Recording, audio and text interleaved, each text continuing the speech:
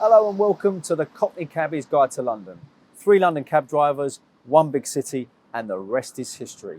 Now today we're going to be talking about a very spooky tale, one that we've called Scratching Fanny of Cock Lane. I say. Oh yes. Yeah, I say. Well, a strange title it is, but a true tale Absolutely. of London. Yeah. So come and join us on this spooky, strange and devious tale, isn't it really? Absolutely. Of London past. So yeah, let's go and enjoy the tale. Enjoy it. Enjoy it. A very good morning to you. It's another fantastic day in London town. We are London, past the glorious city of today. Hey, two of the first impressions, what was yours? In today's video, we're heading over to the Smithfield area of the city to visit the little known turning called Cock Lane.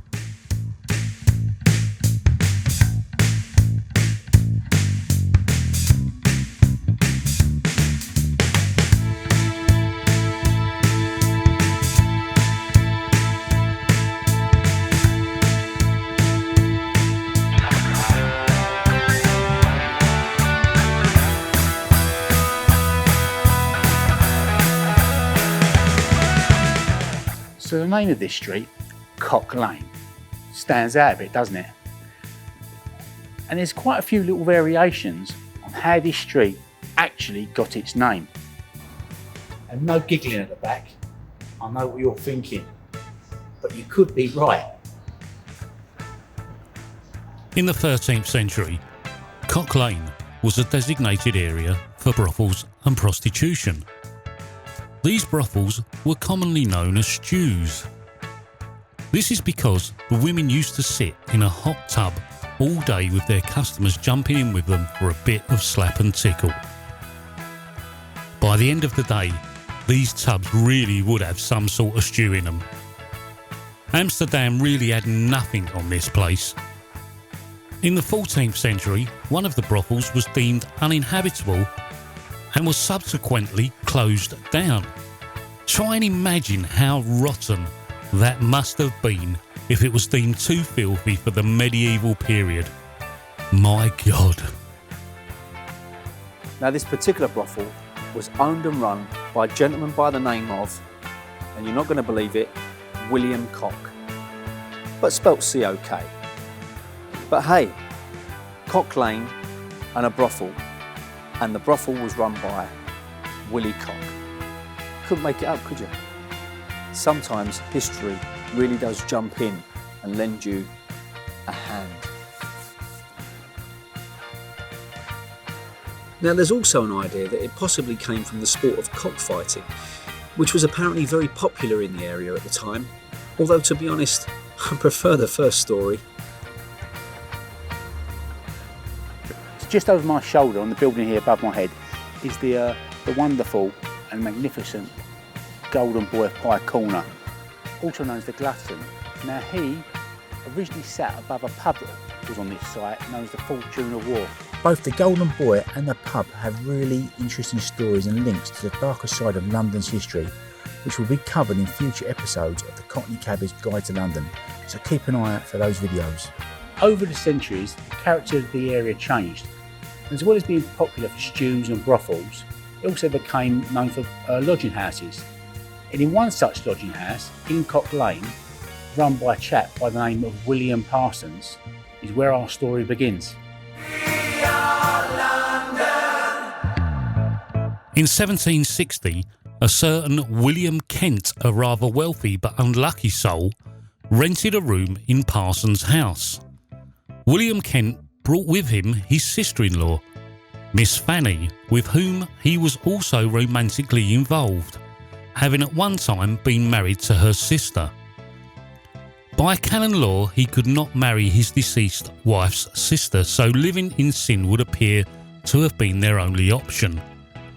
The landlord, William Parsons, borrowed a great deal of money from his lodger, 21 guineas, which is the modern equivalent of around £1,300.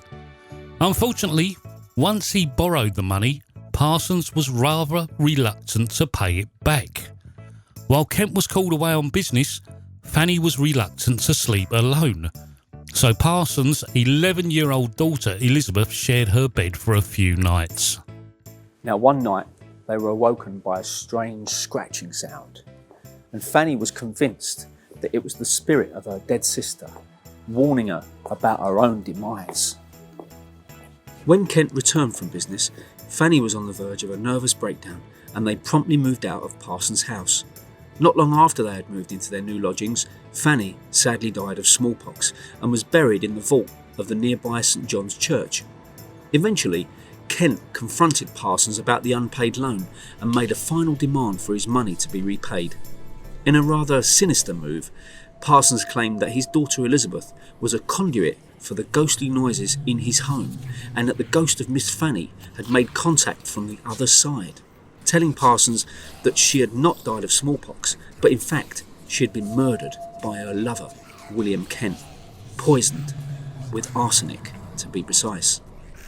When the news spread that a spirit had taken up residence in William Parsons' lodging house, Londoners flocked here to Cock Lane, hoping to hear the spectral tones of the ghost of poor Miss Fanny, only after they had paid the entrance fee, of course.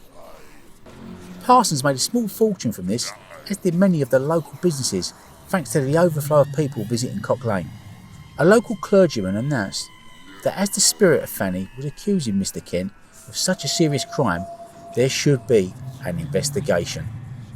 Mr Parsons said, on behalf of Fanny's ghost, that if a few eminent men would like to spend the night at her resting place, she would answer their questions by knocking on the lid of her coffin. And so they did.